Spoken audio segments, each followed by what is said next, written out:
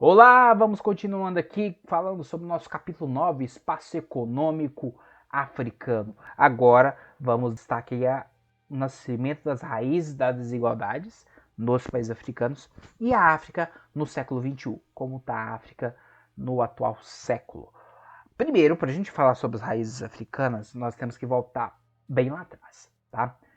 Assim como aconteceu com o continente americano, a África ela teve seu destino influenciado pelas buscas por novas rotas comerciais entre a Europa e o Extremo Oriente, a busca pela pimenta do reino. Aquela coisa que a gente já falou outras vezes, porque de que a pimenta do reino ou a canela mudaram a história do mundo. No caminho dessas rotas comerciais, países como Portugal, Espanha, Inglaterra acabaram criando rotas, descobrindo a América e ao longo do litoral africano foram criando colônias para buscar explorar ali recursos minerais, ouro, marfim e também o tráfico, compra, captura, venda de pessoas para serem usadas como mão de obra escrava, principalmente para a América. Aí a gente entra a falar de América Espanhola e também do Brasil. O uso dessas pessoas durante o período de colonização da América. Só que aí a gente tem um salto de tempo, porque a partir de 1800 aconteceram duas coisas, dois fatores que mudaram a forma de ocupação, essa forma de dominação dos países europeus no continente africano. Primeiro, as independências da América. Estados Unidos ficou independente em 1776.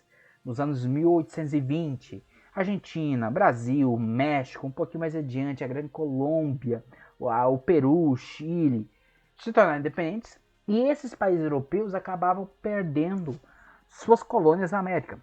Então voltaram a atenção para a Ásia e para a África. Outro ponto foi a Revolução Industrial. A Revolução Industrial, que começou na Inglaterra, fez com que esses países que tinham ali suas indústrias precisassem cada vez mais de matéria-prima, cada vez mais de pessoas para que pudessem comprar os seus produtos. O que acabou levando ali, por exemplo, o fim do tráfico negreiro, abolido pela Inglaterra, que acabou influenciando bastante também a história do Brasil. Ao longo do século XIX, várias expedições acabaram entrando rumo ao interior do continente africano. Expedições criadas e patrocinadas por países europeus em busca de ouro, diamantes, marfins e terras férteis também, para que elas pudessem ser utilizadas para a produção de alimentos, para serem vendidos, levados para o continente europeu. Se iniciava ali o neocolonialismo ou imperialismo europeu na África. E o ponto alto desse imperialismo europeu foi entre 1884 e 1885, quando aconteceu a Conferência de Berlim, organizada pelo rei da Bélgica, rei Leopoldo, que literalmente reuniu os monarcas europeus ali, colocaram o mapa da África em cima da mesa e dividiram entre Reino Unido, França, Alemanha, Portugal, Bélgica, Espanha, o continente europeu.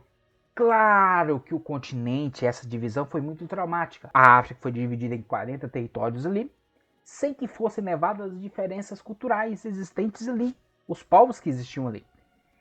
Hoje, se a gente olhar para o mapa do continente europeu, do continente africano, perdão, a gente consegue ver o que? Essas marcas dessa desigualdade. Fronteiras retas, tá? Fronteiras totalmente imaginárias, criadas no papel.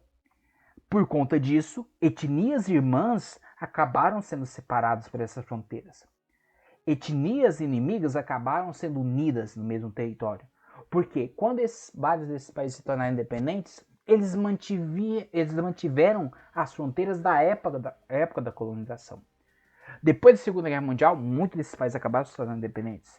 Com exceção da África do Sul, da Libéria, do Egito e da Etiópia, que já eram independentes antes da Segunda Guerra Mundial. A Etiópia, que nunca foi colonizada, né? A gente falou outras vezes, ela só teve um período ali que ela esteve invadida pela Itália durante a Segunda Guerra Mundial.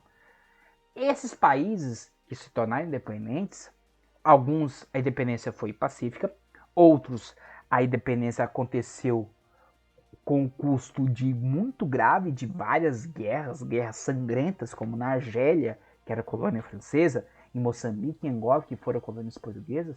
Aliás, um dos últimos, Portugal tentou segurar ao máximo suas colônias, até nos anos 1970, as suas colônias no continente africano. Foi uma guerra muito sangrenta. E vários desses países, mesmo após a sua independência, mergulhavam em guerras civis, onde grupos brigavam para ter o controle do país, dos países, aliás. E a gente chega no século XXI.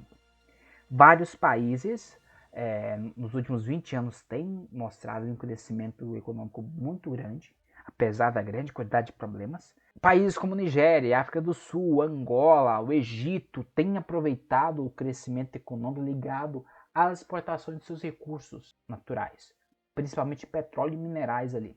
Nos últimos anos, a China vem investindo bastante dinheiro nesses países, principalmente nos países subsaarianos, aqueles abaixo do deserto do Saara, ali do Sahel, da região do Sahel, em direção ao sul, com construção de vários projetos de portos, ferrovias, aeroportos, oleodutos, e para justamente ter uma aproximação desses países com a China e facilitar ali o comércio, seja de matéria-prima e também mercados consumidores para os produtos chineses. Além, claro, de alguns países como a Etiópia, que as empresas chinesas aproveitam da mão de obra numerosa e barata para instalar ali suas fábricas e melhorar ali o lucro dessas empresas chinesas de capital chinês. Claro, outros países também vão fazer isso, mas nos últimos 20 anos essa parceria entre vários países da África com a China é muito notável, é muito marcante. Vemos aqui, para finalizar, né, a imagem da cidade de Luanda, capital de Angola. Né? Angola, nossos primos aí de língua, né? Angola fala português, uma cidade belíssima. E com isso nós finalizamos esse nosso capítulo 9, capítulo que a gente falou bastante sobre o espaço econômico africano. Em caso de dúvidas, peço que entrem em contato comigo para que eu possa ajudá-los. Façam as perguntas. Até a próxima. Tchau.